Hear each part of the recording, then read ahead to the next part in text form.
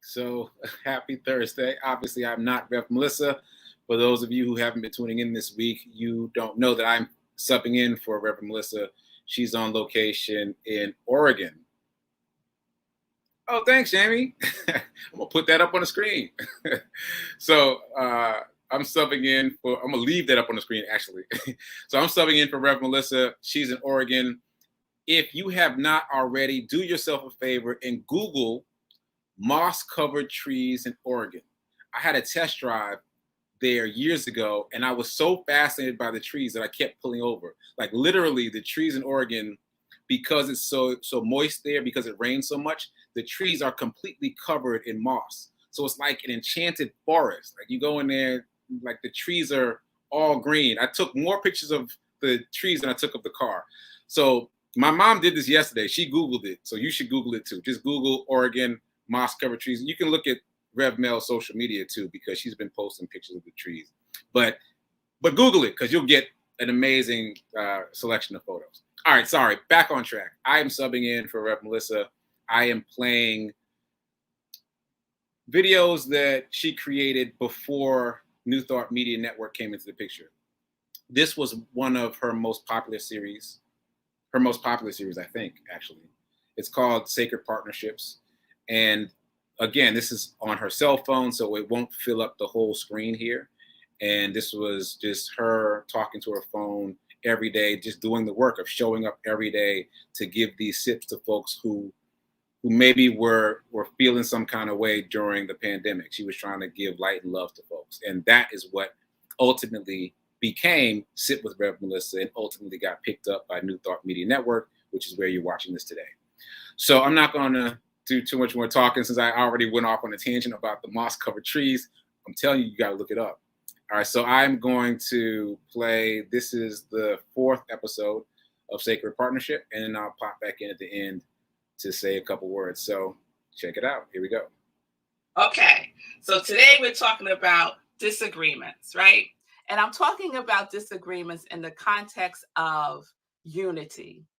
So you can have disagreements and still be unified, right?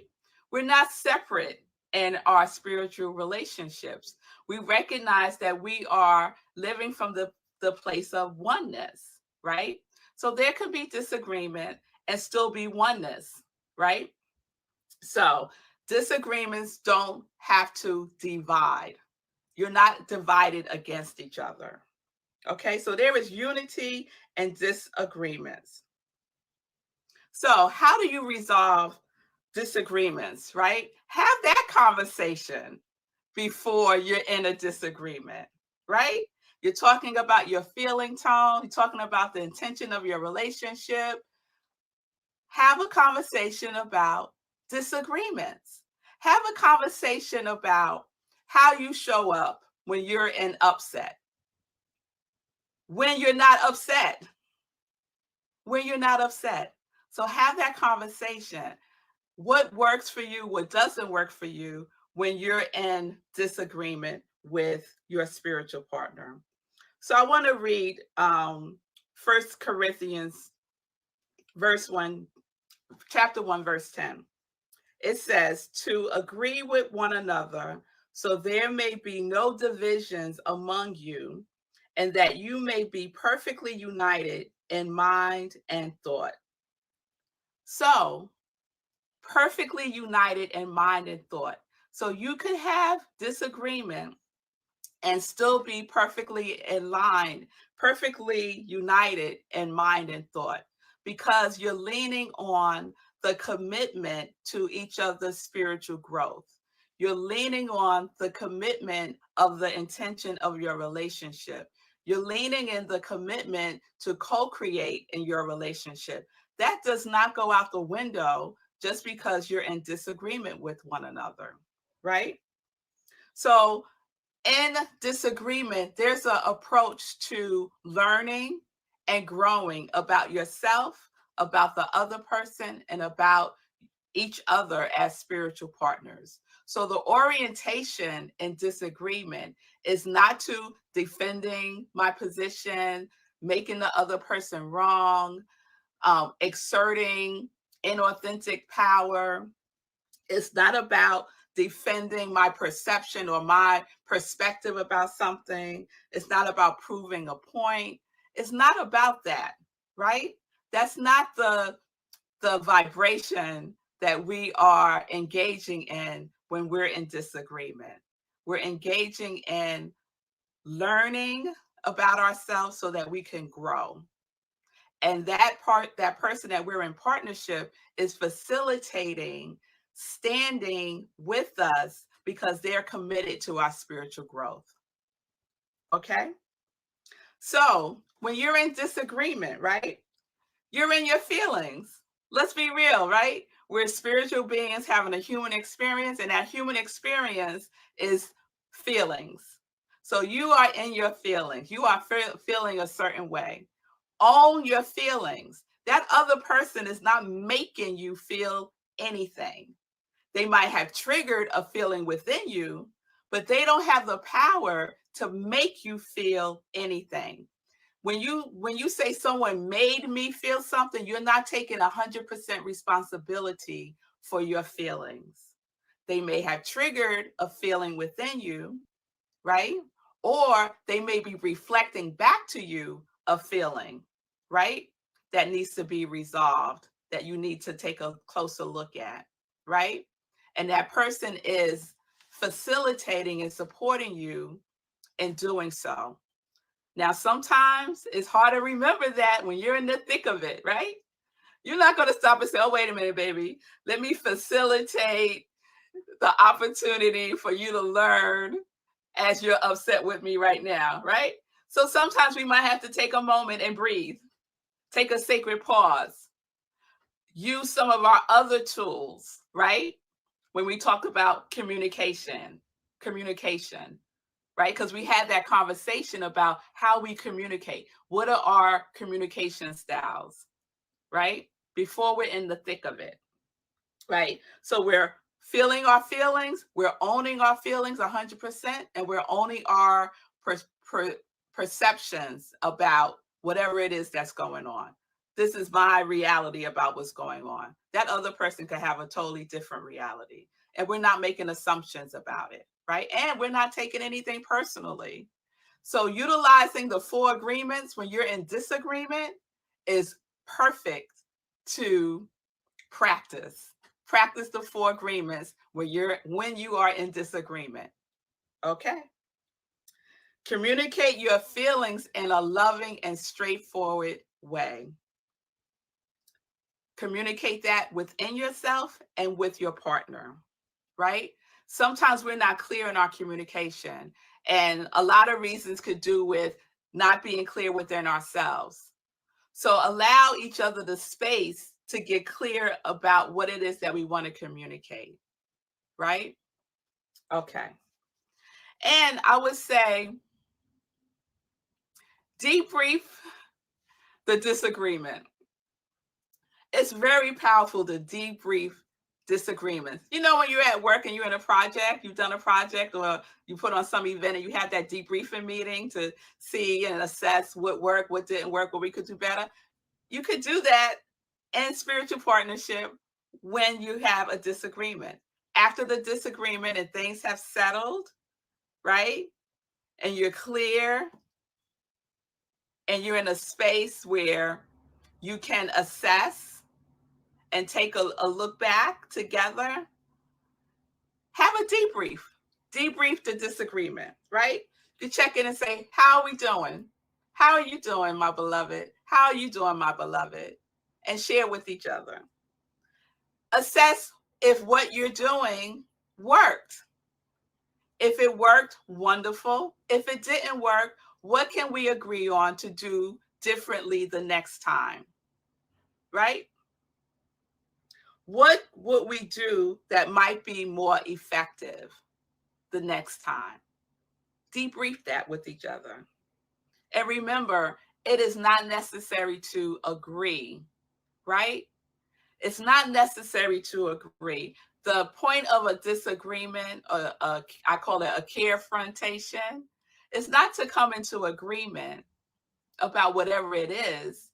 It's to allow for that person to grow, to learn about themselves, to learn about each other in relationship. That is the intention. Because getting caught up in the, I want you to agree with me, is really about wanting that person to see from your perspective, right? And sometimes we get stuck there and we can't move things along. So get clear within yourself. Have the discussion before you're in a disagreement about how you're going to disagree, the method that you're going to use to resolve disagreements. How will you be with each other? And then debrief. Debrief the disagreement. Assess what worked, what didn't work. What did you learn about yourself? What is going to grow through this exchange of love? Because there's a commitment to the spiritual growth and spiritual partnership. Sorry for the abrupt endings. The reason they cut off like that is because we cropped them to repurpose them for the podcast. So check out her podcast, Sit with Rev Melissa. It's available on all the podcasting platforms. So I took notes. It's so funny that I was there for this, but it seems brand new. It seems brand new. So I just want to say a couple things. How am I doing on time? I think I'm pretty good on time. So what occurs to me as I see it this time, different than how it hit me when we were doing this, is that you have to level up. You have to level up you. Because if you're going to have a conversation with someone about, what did she say? A carefrontation with someone. If you're going to debrief the disagreement, you got to be strong enough to debrief a disagreement. Like, you can't take that for granted. Like, you got to be strong enough to be able to be in that space and not be defensive as you debrief disagreement. That's about you. That's about you leveling up yourself. And as you level up yourself, you're going to realize that you have to be in partnership with someone who's at your level, who can also debrief a disagreement. Everybody can't debrief a disagreement. She said that like everybody can do it. Everybody can't do that. You know what I'm saying? Like, some people will go right back into the stories that they created about that situation, will not be able to talk about it dispassionately. So again, what's resonating for me is you got to level up yourself. If this is the kind of sacred partnership you aspire to, you've got to work on you. And then it automatically eliminates your dating pool. Like, not eliminates your dating pool. It narrows down your dating pool, because you've got to be interacting with someone who also vibrates at your level, at the level where they can debrief a disagreement. Whew, that's real. All right, so I wrote a couple other things down also. She said, no one can make you feel anything. And that's such a seductive trap, to say, she made me feel mad, or he made me feel mad. It's so seductive, and we do it all the time. Speaking for myself, that's something I used to do often. And the truth is, no one can make you feel anything.